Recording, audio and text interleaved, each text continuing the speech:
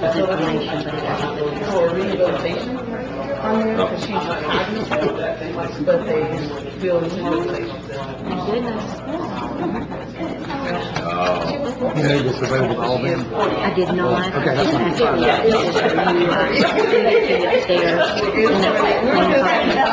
Upstairs in that Yes.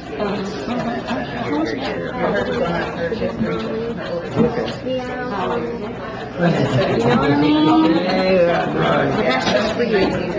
But it is on the bulletin board, or it is. I just felt there should have some trouble. Hey, Ann. That grass out there in front of the park. Get here. The grass out there in front of the And I might just good. very good. You don't You know, my little have to people love to they'll- flag Facebook about my little parks and stuff. So I know street art too. Fight right back. Oh, and I'll plant new grass. It looks good. Struggle and struggle. Park road. Well, howdy, beach baby. Yeah. The potholes. Well, how are you doing? Did you have a good vacation? How Joe? That fair. Vacation from you? No, she's been at the beach too. Oh, really? No, I haven't. Not this year. No, but we're going Friday. Oh, good. But it's so miserable hot. I keep saying, do I really want to go down to the beach? You're right. Later, but not. Can we ride with it? Where'd you go? We went to Litchfield. Yeah, I thought that's where you went, yeah. Well, it was fun. You know, sometimes, you walk out in the morning. Just let me know if I get on the calendar.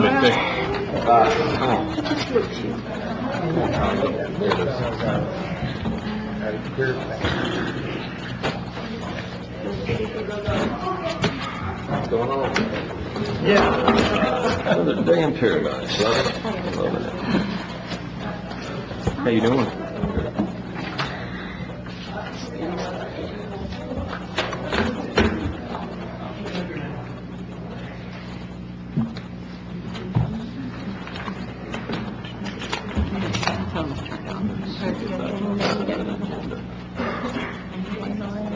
There it is.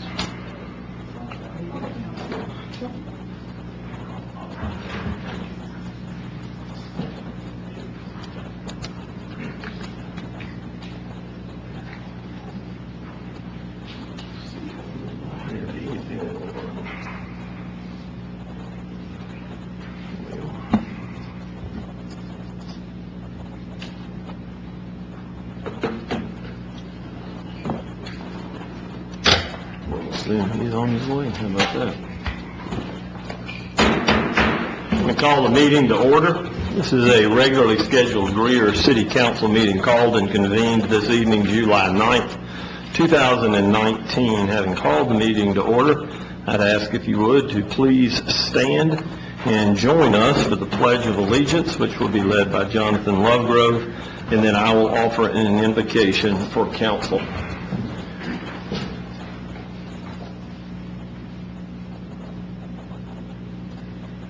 I pledge allegiance to the flag of the United States of America and to the republic for which it stands, one nation, under God, indivisible, with liberty and justice for all. Let us pray. Lord, we come this night as a council before you this evening and ask for your mercy and grace and guidance and direction. We thank you for the positions that you have placed us in leadership here in this city. We ask that we will acknowledge and seek your ways as we guide and direct and make decisions in regards to the job that you have placed this task upon us for. And we ask that you will watch over and keep our city workers safe this evening and through the course of their work. We thank you for those that work here in this building and other places as they do their task as well too. We thank you for this great city and pray that our efforts might be to make sure that what is offered to one is offered to all, and always help us to be mindful of the needs of the least of those. And we ask these things in Christ's name and for His sake. Amen. We are honored to be joined this evening by Bryson Morrison. Bryson is a Boy Scout and with Troop 9 and is here to observe this evening. We appreciate your attendance and hope that things go well in regards to that merit badge, and look forward to seeing you back here one day when you've accomplished your Eagle Scout. So thank you, sir, for being with us this evening. In public forum, we set aside a time for those that would like to address council about items on the agenda to come forward and speak. Excuse me. And speak to those items. This evening, I do want to let you know, I'm not sure if we've got anybody signed up or not. I know that there was some information provided to the community that we were going to have an item relative to a project in the Brushy Creek Road area. That item has been removed from the agenda at the request of the developer for the time being, so that is not on our agenda this evening. And with that, we will go to the public forum. Do we have anybody signed up to speak in public forum this evening, Ms. Duncan? No. With that, then, we will move on to the minutes of the council meeting on June 25th, 2019. I'll entertain a motion that they be received. Second. Have a motion and a second. Any items of note for the clerk in those minutes? Hearing none. Ms. Duncan? Mr. Arrowood? Yes. Ms. Booker? Yes. Mr. Dumas? Yes. Mr. Bettis? Yes. Ms. Albert? Yes. Mayor Danner? Yes. Council, this evening, Steve Owens, our communications manager, is here to bring us his activity report. And so, Mr. Owens, the floor is yours.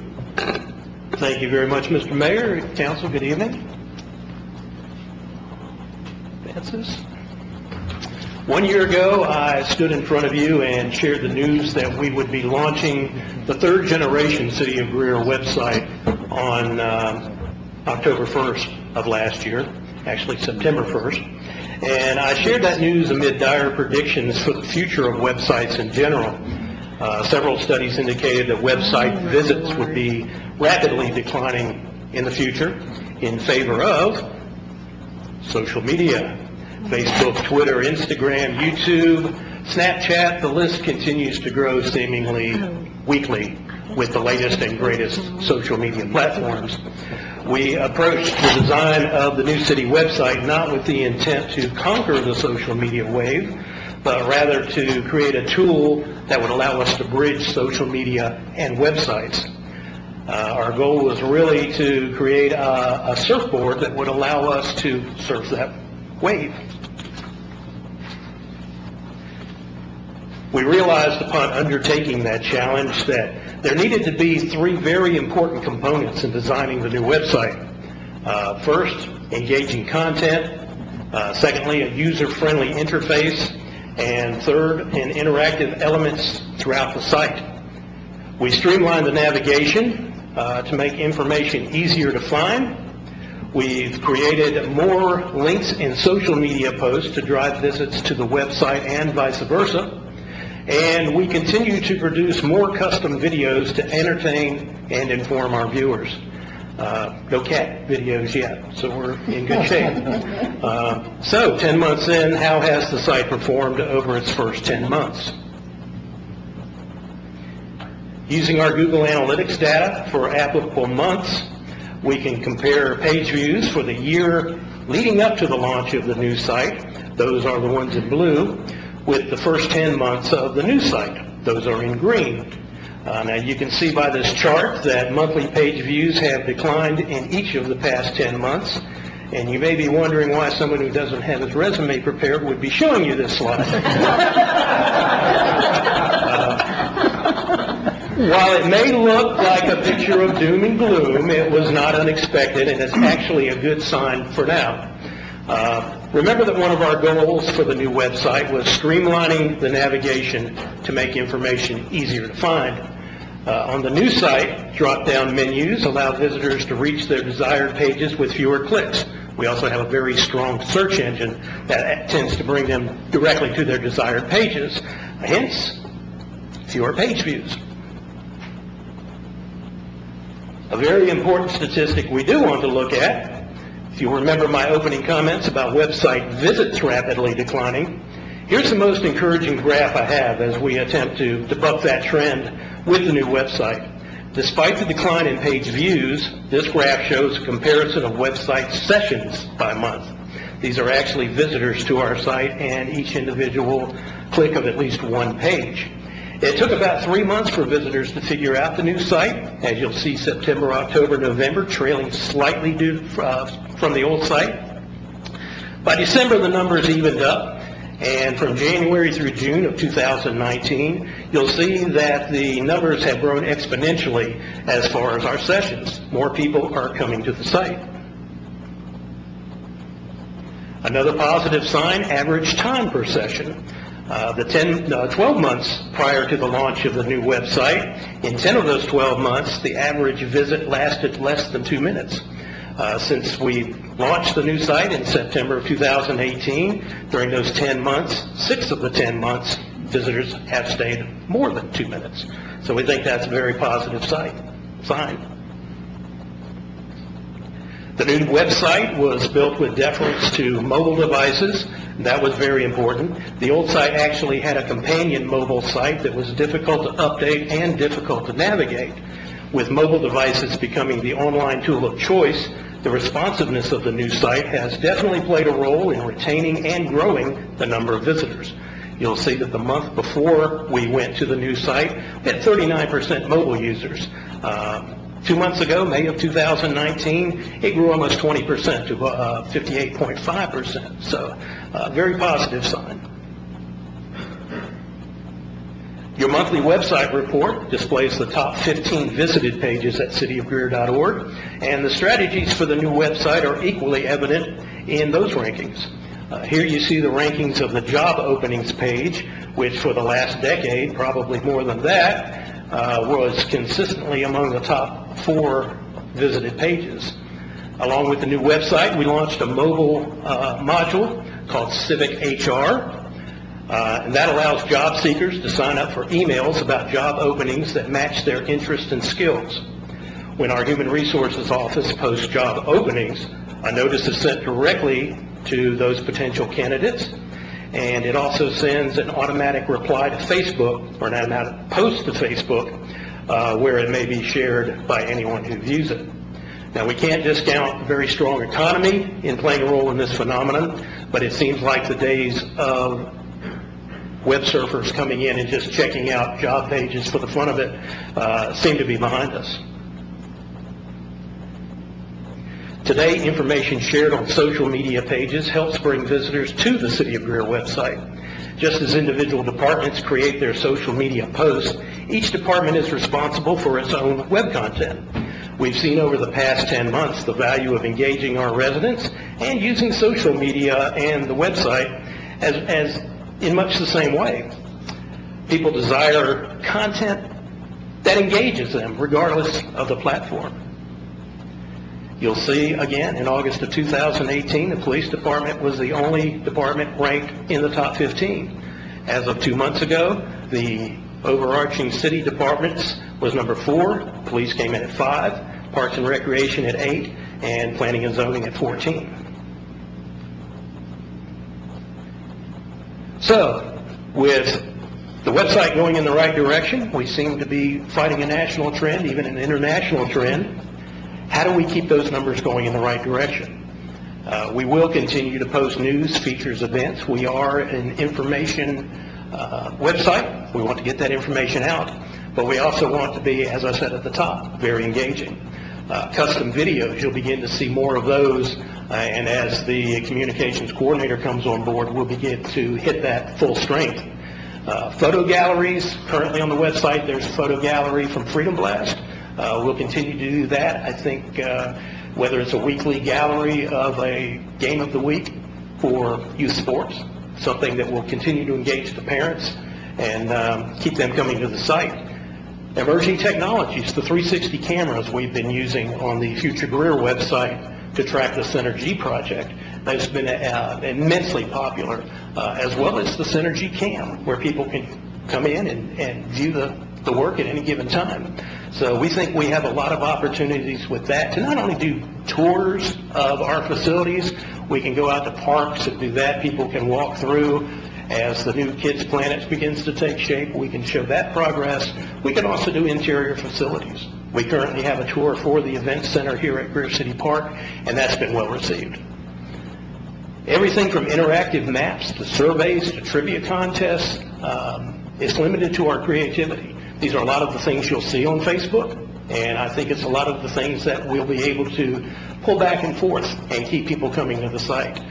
They have to come to things that will entertain them, that will engage them, and as Bill Cosby once said, if you learn something, that's all the better. So, most of all, we want public input. These are the people who are using the website. These are people who are using Facebook. They're using technology to get information the way they want. We want to continue to hear from them, to keep pace and get them the information without discounting anyone who doesn't even own a computer. So we're expanding our communications efforts. We want to make sure that we reach all members of the community, and that's a good way to do it. So with a nod to social media, I'll end with hashtag questions. Thank you, Mr. Owens. Council, the floor is open for questions, comments, anything that you might want to ask or share with Mr. Owens. Steve, do we have, what was it you said that people can come in and sign up, or they can get onto the system, sign up for emails?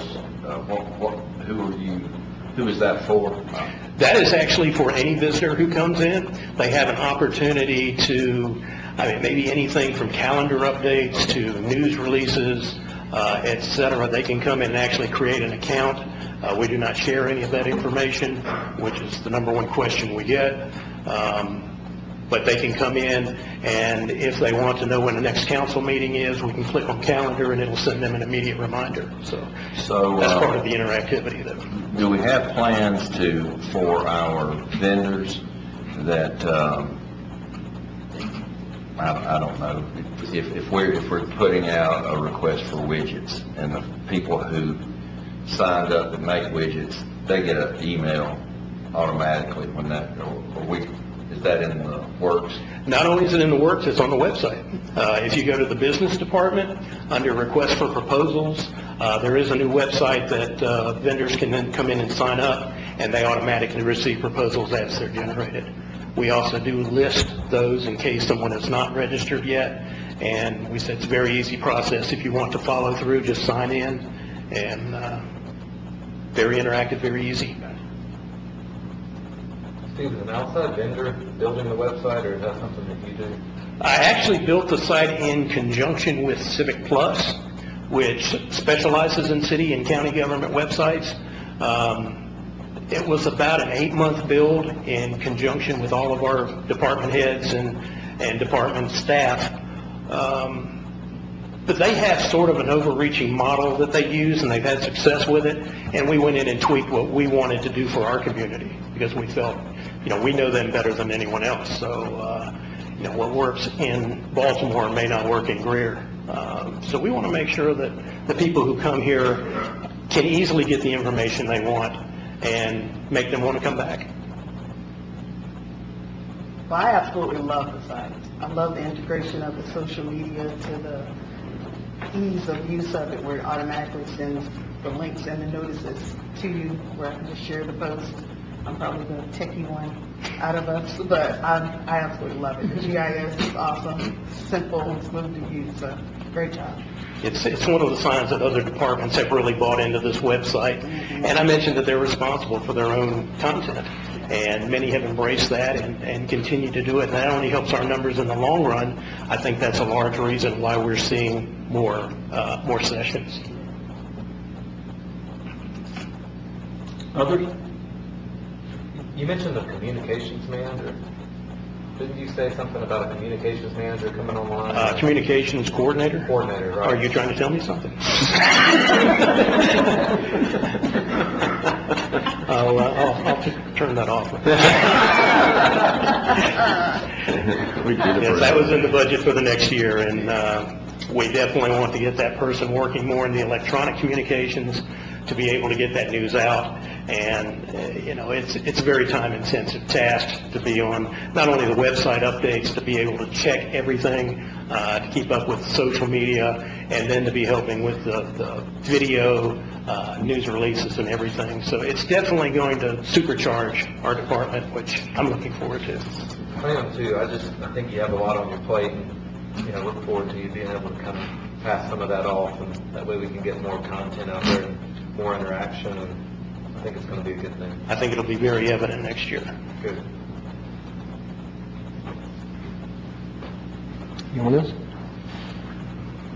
Mr. Owens, we thank you for the update and for the good job. Please pass along to those folks that are giving you a hand with this, interns and others, that we appreciate all that you are doing for us with the limited resources and staff. We thank you for doing a good job and appreciate it. Thank you very much.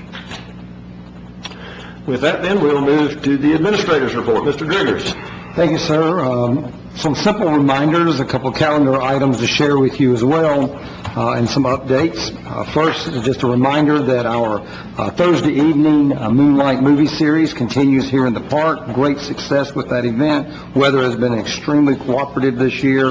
Again, very, very good turnout from our community on Thursday evenings here in the park for the movie series. Also, the Friday evening Tunes in the Park continues to be a strong attraction to people here on Friday evenings. Certainly glad that is continuing to occur as well. From a couple of calendar items as well, Farmers Market continues on Saturday mornings. More and more are attending that each week. Again, that's 8:30 to noon on Saturday mornings here in the park as well. From a calendar perspective, reminding that beginning next week on July 15th, that is the opening filing for municipal elections that will be held this coming November. So that filing begins at 12 noon on Monday of next week. Municipal Association's annual meeting begins next Thursday. We will be in Greenville for that meeting this year, Thursday, Friday, Saturday, and folks that will conclude that program on Sunday morning. If you have registered for that and plan to go over, I will have some additional information to share with you on some logistics for us while we are there, and I'll send that out to you directly as we start to prepare for that coming up the end of next week, as all of the elected officials from South Carolina come into the upstate area next week. Something exciting that we will have taking place, really trying to showcase the work that we're doing in our downtown area. July 21st just happens to be National Ice Cream Sunday Day, and so one of the things that we are doing on that day as well is we're giving away 300 ice creams to the first 300 folks who come in and request those. Abbott's Frozen Custard, Stomping Grounds. You can enjoy an ice cream treat. We're providing those in a free bowl that has a limited edition Synergy logo signifying what we're doing in downtown. So we're going to use it as a marketing effort for us to make sure we're communicating that our downtown is open for business, and provide an opportunity for folks to come see what we're doing. We're sharing that information throughout the community.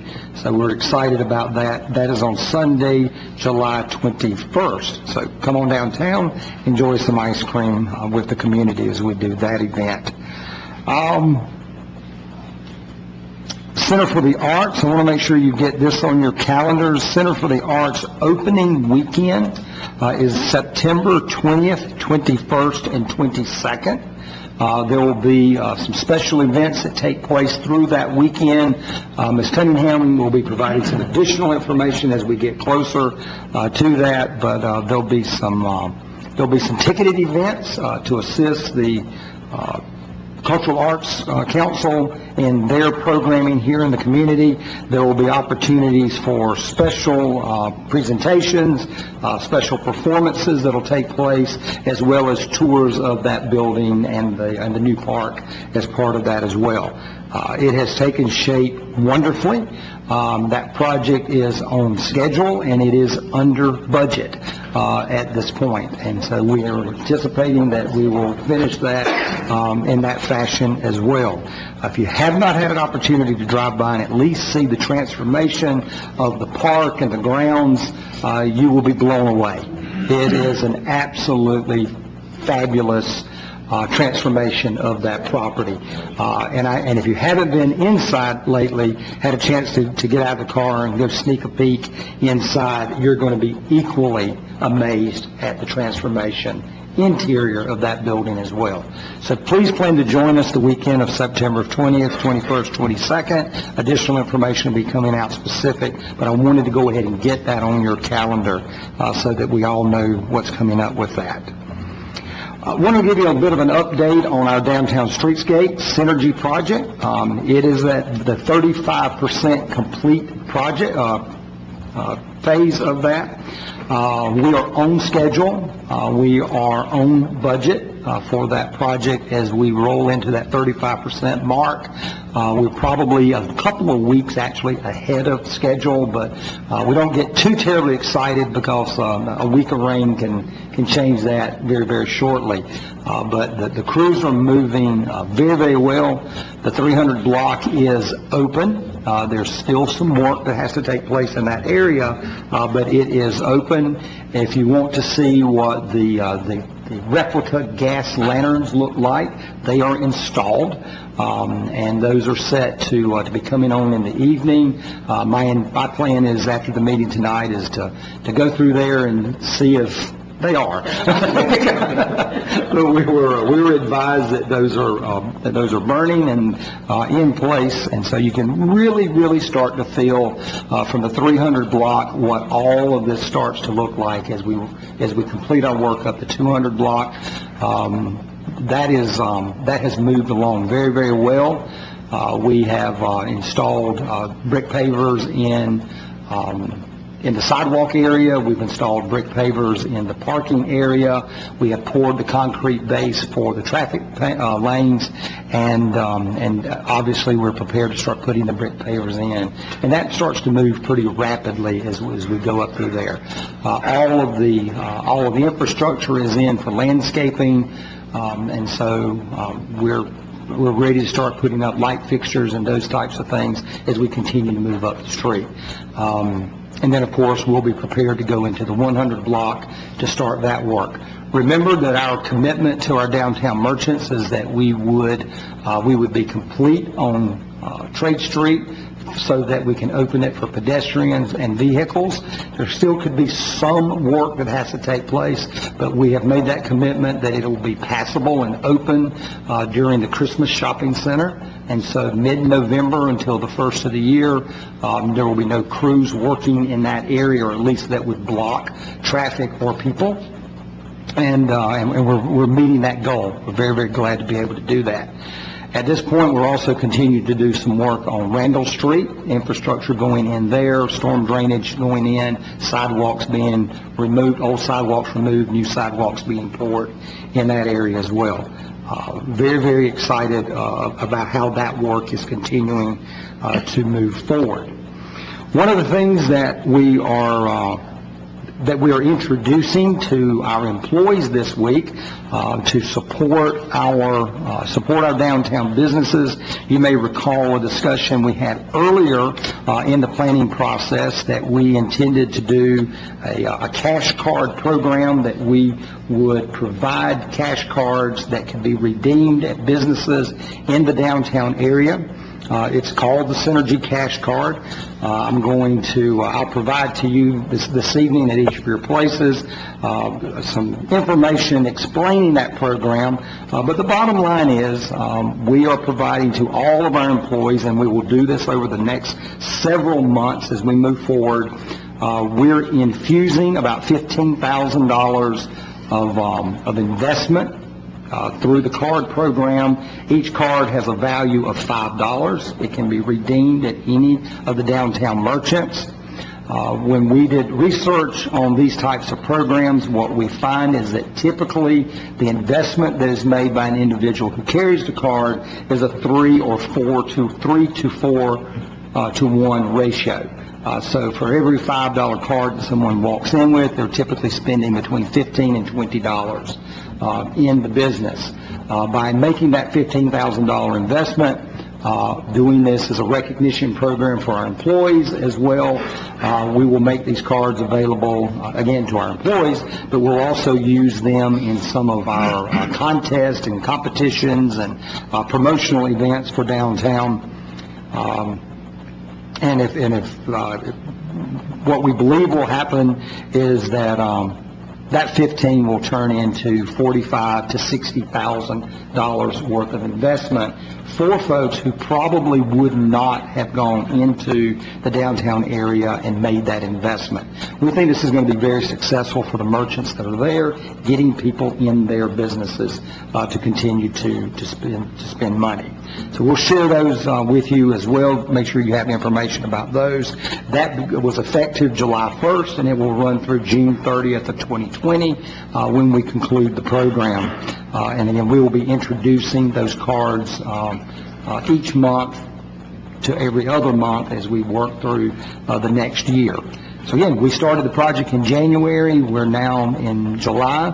We're 1/3 of the 18-month window, and so us being at 35% certainly demonstrates that we're a little bit ahead of schedule, and things are moving very, very well with the project.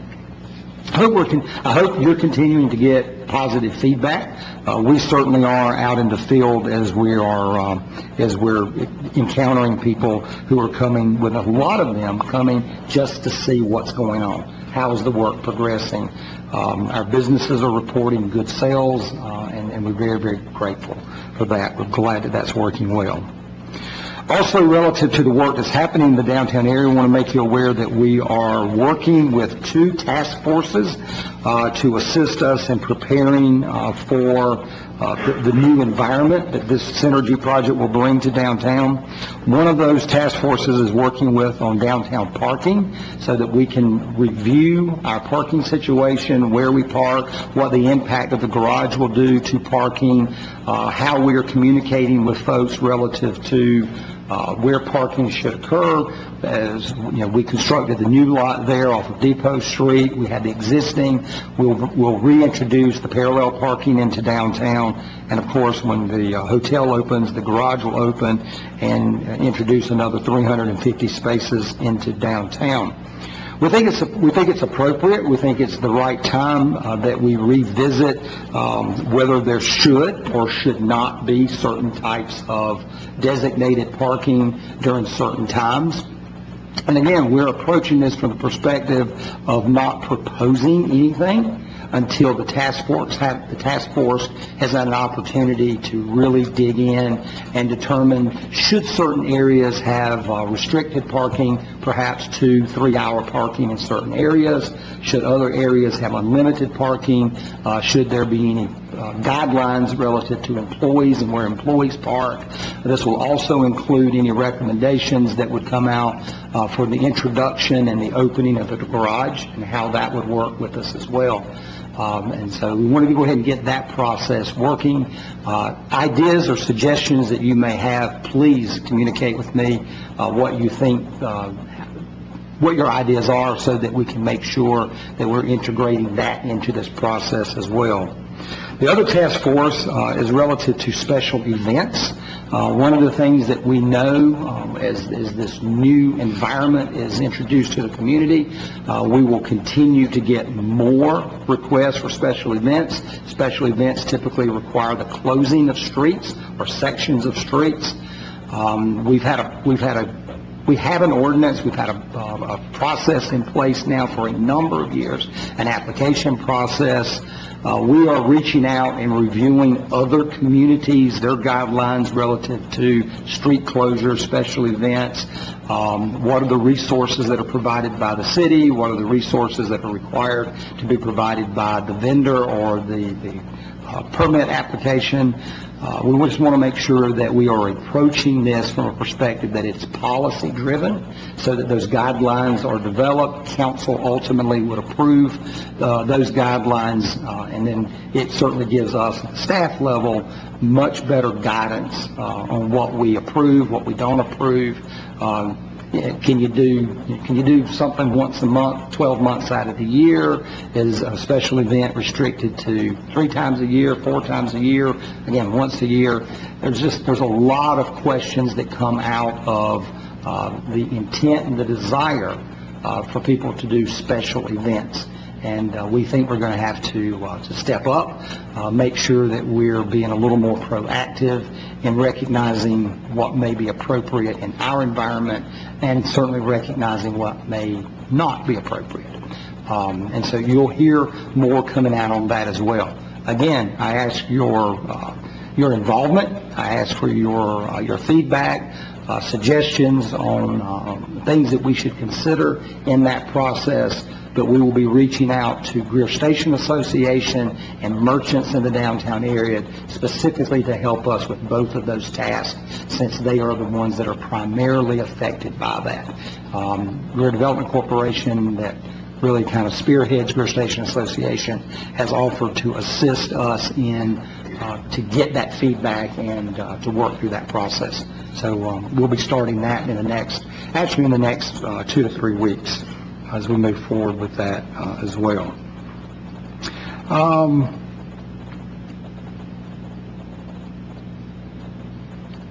did want to make you aware that I have begun the process of employee meetings. You may be aware that I do those each year in July following the adoption of the new budget. I have 12 of those scheduled so that I meet with all of our employees at various times.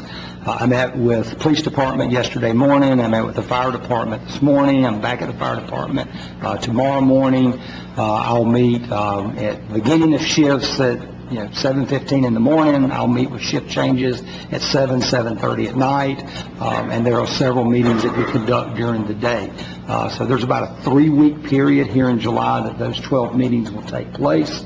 But it's an opportunity for me to communicate one-on-one with our employees about the priorities that are in this budget, expectations we have of them as employees, and then communicating how this budget affects them, and also what they may experience from activity level based on what we see at a 50,000 foot level that they in their day-to-day operations may not necessarily see.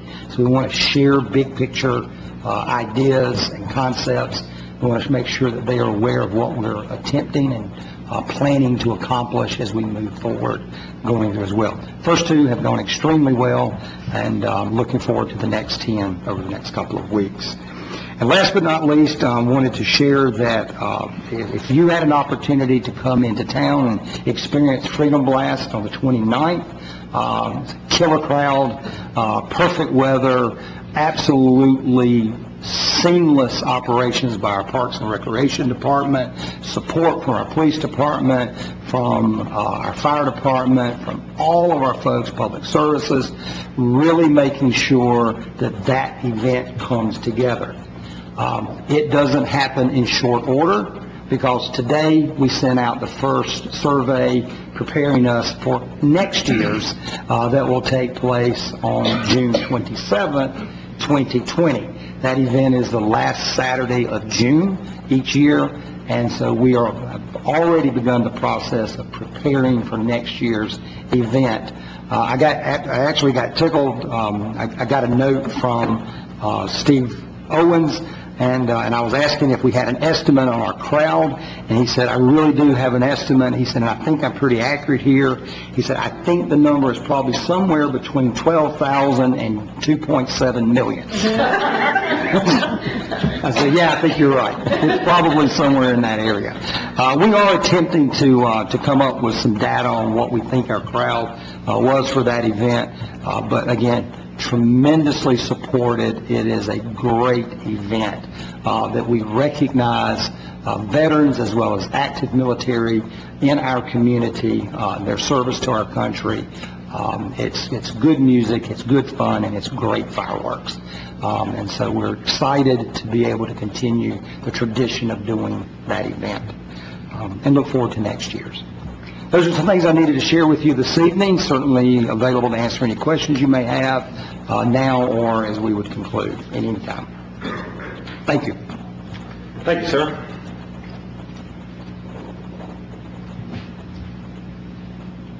Council, in regards to appointments to boards and commissions, there is an opening on the Board of Architectural Review for a historian. Ms. McCormick joins us this evening to give us some information in regards to the opening on the Board of Architectural Review. We are continuing to try to vet candidates. However, finding someone willing to serve that has great historical knowledge of the city is proving difficult. If any of you have recommendations of anyone that you would like to see on the board that you know has great historical knowledge of the city, please send them my way, and I will speak with them about the time commitment and what we need them to do for us. So that being said, I don't have any recommendations for you this evening. Thank you, ma'am. I appreciate it. Council, if you think of someone that may be of assistance in that regard, please let Ms. McCormick or Elizabeth know so that they can be forwarded to the right people. We'll proceed with items of old business. First of which is the second and final reading of ordinance number 18-2019. This is an ordinance to provide for the annexation of properties owned by Anita Ann Colbert and James Colbert and Donald L. Brown and the Witherspoon Group located on Liberty Hill Road, Abner Creek Road, and Freeman Farm Road by 100% petition and to establish a zoning classification of I-1 for said property. Any new or additional information in that regard, Ms. McCormick? No, sir. I'll entertain a motion to receive. Second. Have a motion and a second. Floor is open for discussion. Questions? Comments? Hearing none. Ms. Duncan? Mr. Arrowood? Yes. Ms. Booker? Yes. Mr. Dumas? Yes. Mr. Bettis? Yes. Ms. Albert? Yes. Mayor Danner? Yes. Council, the second item before us is the second and final reading of ordinance number 26-2019. This is an ordinance authorizing the execution and delivery of an economic development agreement by and between the City of Greer, South Carolina and Project Freeman Farms with respect to infrastructure credits to be applied against fee in lieu of tax payments related to certain investments in the city and other related matters. Any new or additional information in that regard? Mayor, if I may offer, we've provided at your seats this evening what we try to attempt on second reading and final reading is to identify our projects as we're finalizing those development agreements. We have provided to you a substitute ordinance to allow us to do that. And we would ask that if your desire is to approve the ordinance, that we would do that in a fashion as amended by the document that was handed out. That's the only difference between the two documents. We've taken code names out and inserted the actual project. The council, I'll entertain a motion to receive ordinance number 26-2019 if it is amended to identify the project as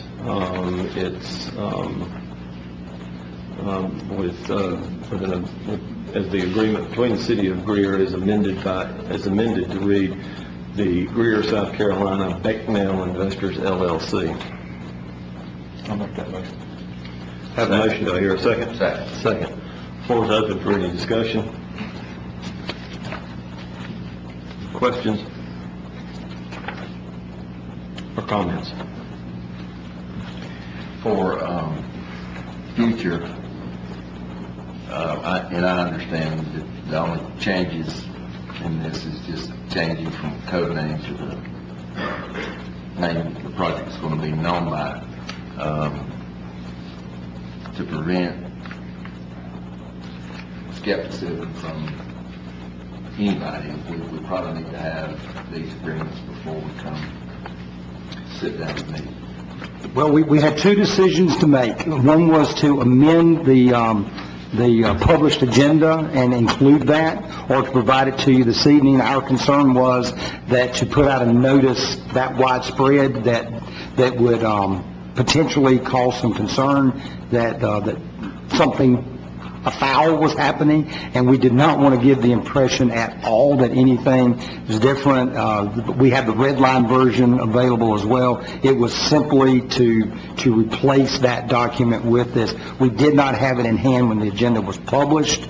When we received it, we were within the 24-hour period, and that is the only reason why. You're absolutely correct. We will do all we can to make sure we have any changes like that prior to that publication.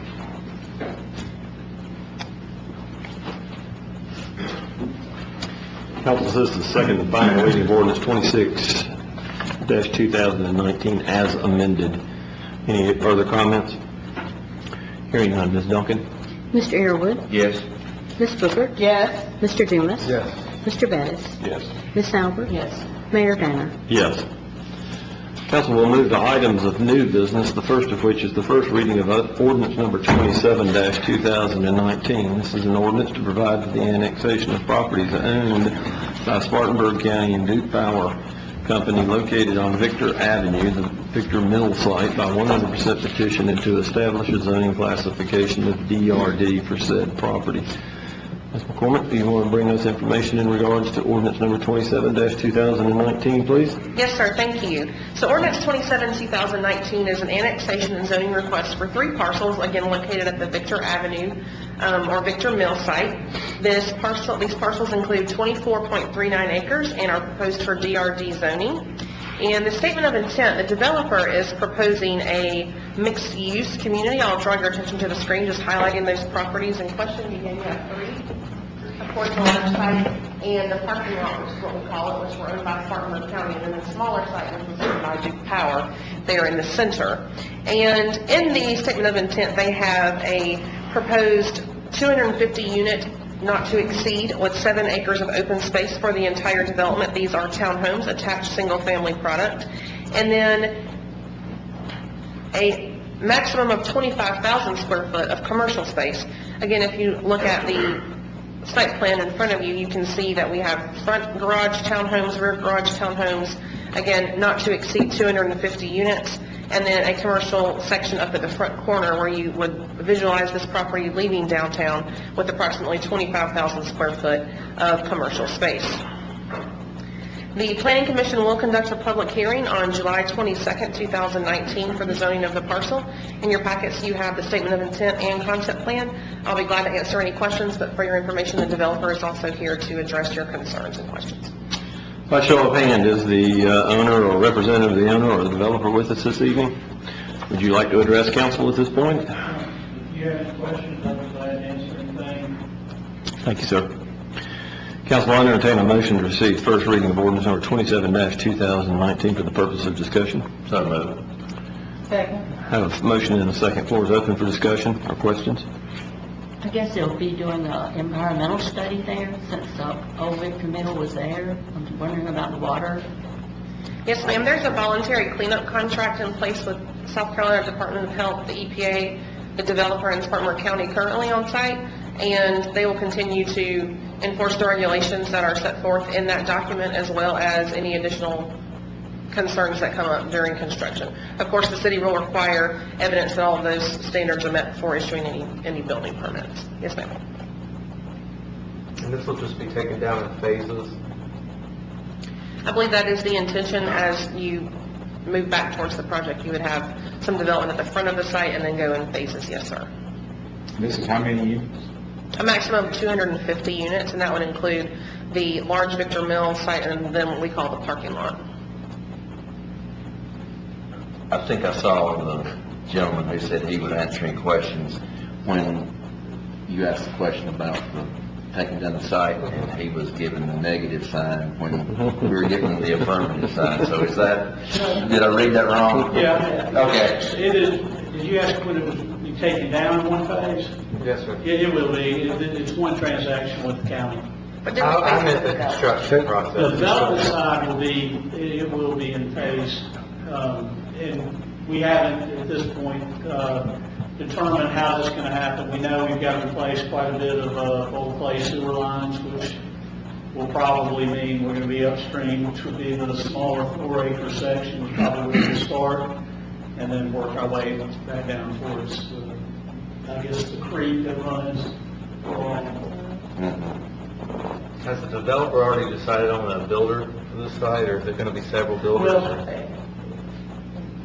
I do not have a contract in hand yet, only because this site is also a textile site, which creates opportunities with textile credits, and there are questions on how you have to structure with that builder to extract those credits, so that's part of what we're working through right now. And yeah, I've met with Mr. Driggers one time and just wanted to make sure everybody understood what we're doing here. The goal is to create a community that is, let's call it affordable, but not subsidized. It is market rate, but keeping in mind what that area is. We're not going to be 275,000, but we're also not going to be 85 and 90.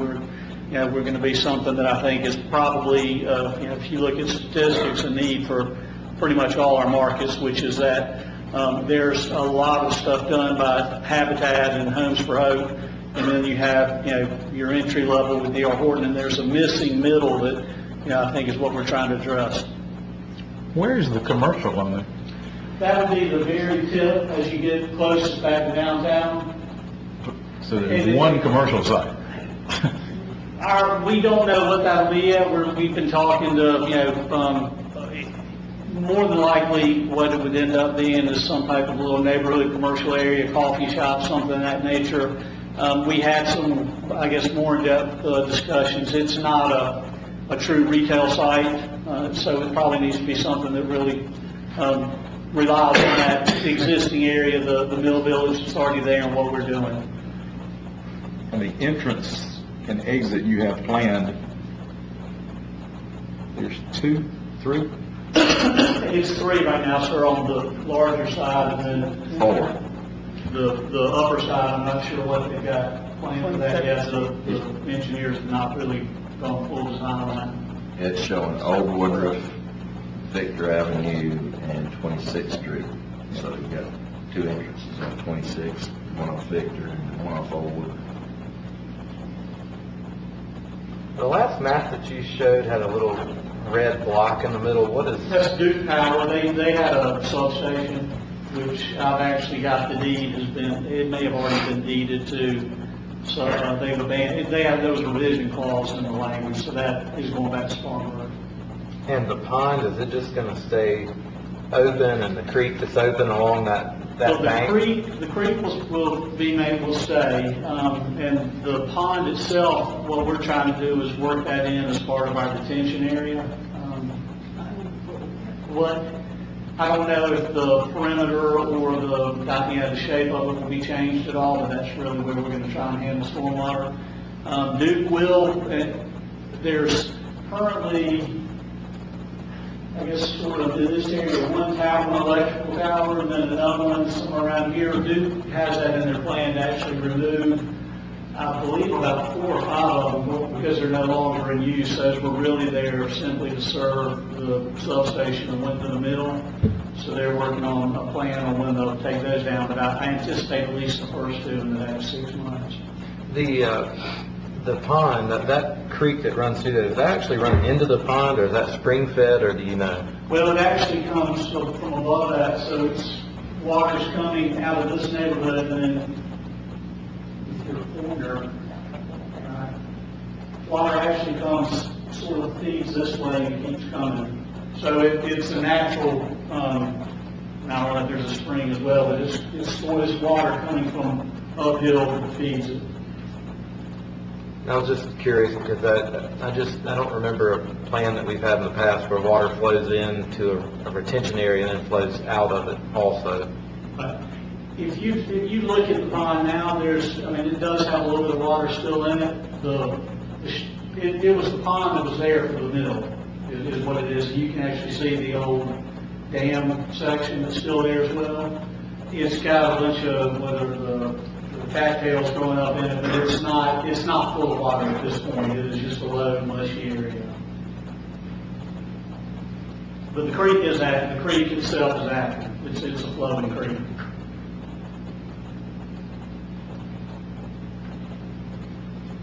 Others? Questions?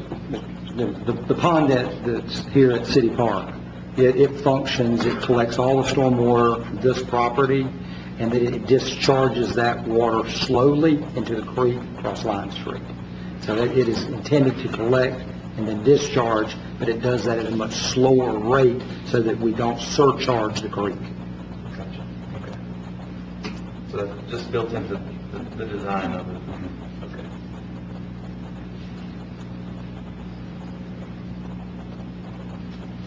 Others? Thank you, sir. We appreciate it.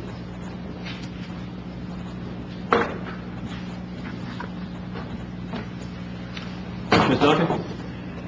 Mr. Arrowood, Yes. Ms. Booker, Yes. Mr. Dumas, Yes. Mr. Bettis, Yes. Ms. Albert, Mayor Danner. Yes. Council, the second item of the new business this evening is the first reading of ordinance number 28-2019, an ordinance to change the zoning classification of a portion of property owned by SEPA Enterprises LLC located on Freeman Farm Roads from C3 Commercial and I-1 Industrial to R7.5 Residential. Ms. McCormick, you're going to stay with us for this one? Thank you. All righty, information in that regard, please, ma'am. Sure. I want to bring your attention to the map just so we don't have any confusion. If you see this plat, it's upside down from the north arrow, so just flip your mind upside down for a minute. And you'll see this shaded portion, which is the 6.5 acres that they're proposing to have rezoned out of the larger property that is owned by SEPA Enterprises. If we go back, and again, this is upside down from the previous slide, you have that triangle portion here, which is noted by that arrow. So a few months ago, we approved a rezoning for a property that was zoned C3 to R7.5 single-family residential, and this is called Oakton subdivision. And the developer is requesting to purchase a portion of the property from SEPA in order to expand that subdivision. We have a road closure action that is currently underway. It's not been completed, therefore the subdivision is not been approved at this point for that portion of that property.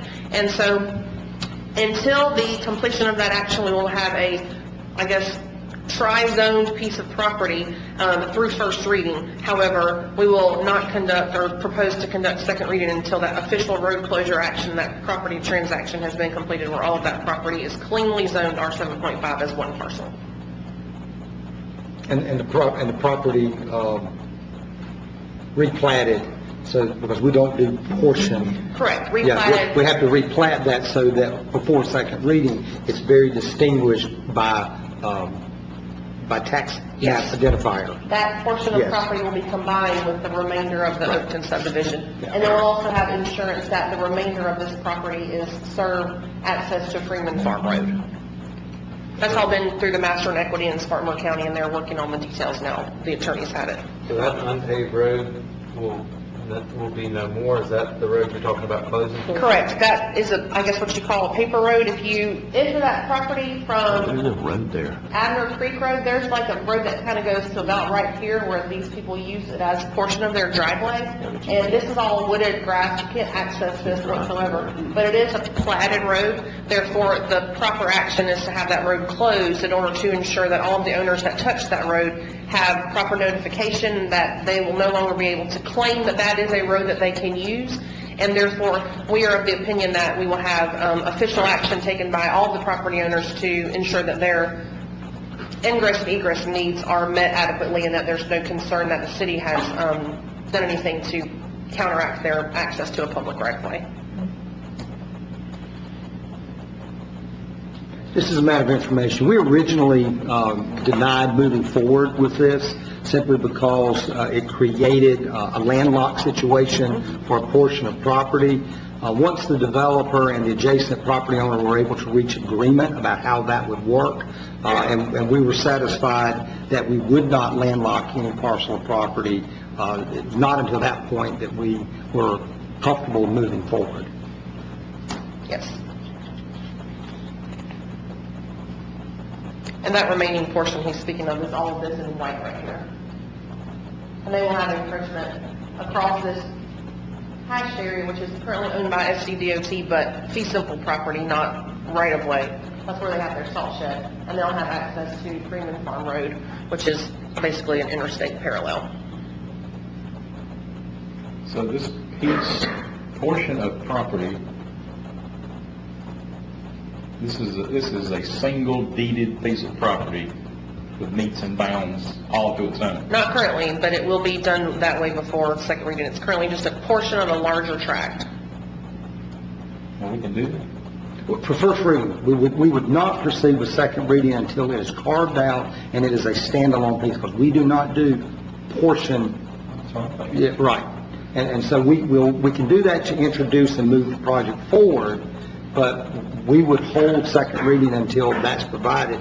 And if for any reason that it's not provided, we would recommend to you not to proceed with the project. Kind of unorthodox. We've done it before, but it's not the normal process that you typically see.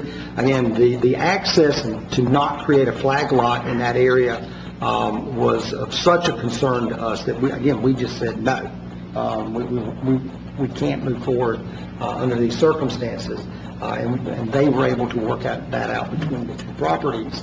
But there's still other work to be done, but we're trying to assist in moving things forward.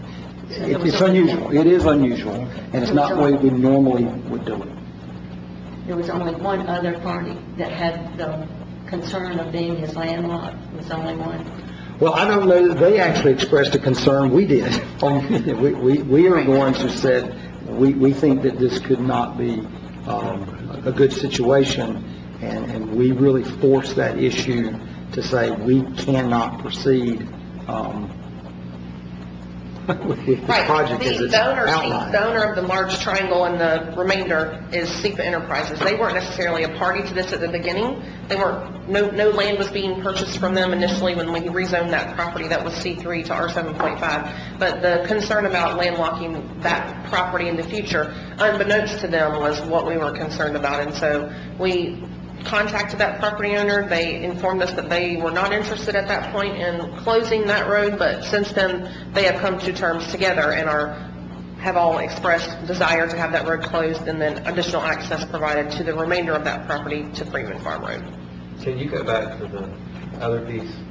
And I'm sorry, you're saying the access is coming from where again? The triangular piece is going to be part of that R7.5. Right. So they have their road, they only have a small portion of property that touches Abner Creek Road. So they have a road plan to be built that comes up and uses that old road bed and then curves down here into a cul-de-sac. But they want to integrate the remainder, or the portion they're buying 6.5 acres here, into their subdivision just to add additional lots. And so you have the rest of this land, which is basically cut off then from this old platted road to Abner Creek Road. So we wanted to ensure that they had access to Freeman Farm Road, which would then become their legal means of egress to that property. And where are they getting the ingress and egress to Freeman Farm Road? Currently, they don't have it. We're waiting on that documentation from SEPA and their attorneys that they have received an encroachment permit from SCDOT to access Freeman Farm Road. You see as it kind of goes across there, that little sliver? Right. But that was closed on a plat when SCDOT purchased that property, which is this plat. You can see that stops right there. Okay, so can you go back to that other map again? So you're saying that piece, that little strip that's on the lower side is in that shaded area on the other... Right, that's correct. Okay. You're upside down, I'm sorry. We just, I guess we could have flipped it, but then you wouldn't have been able to read it. Okay, I got you now. Thank you. By show of hand, is the owner of the property, a representative of the owner of the property with us this evening? Would you care to address council on any of these issues?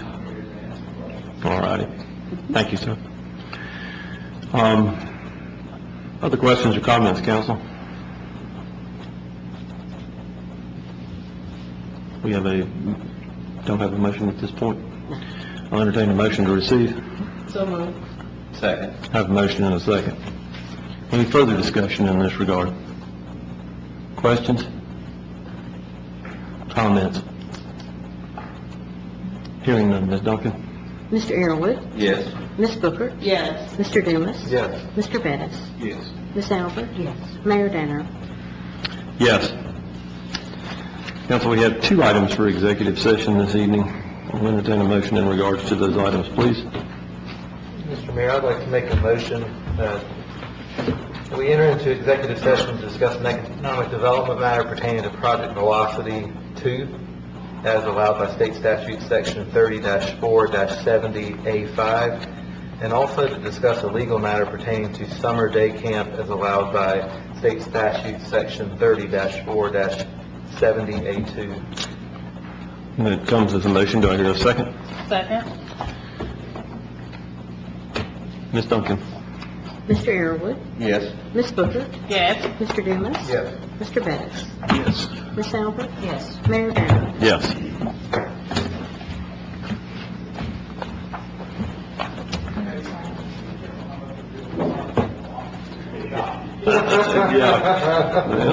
Yeah, you shouldn't be making it official every time.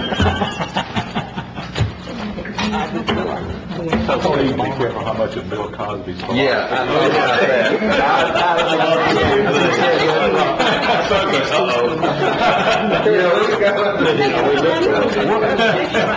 We need to start having some moments like that, where we can just stop and The more you know. All right, council, in executive session, we have taken no action in regards to either of the 2 matters that were before us this evening, the first being an economic development matter pertaining to Project Velocity 2, or a legal matter pertaining to the summer day camp program. I'll entertain a motion that we come out of executive session. So motion. Second. Have a motion and a second. Ms. Duncan?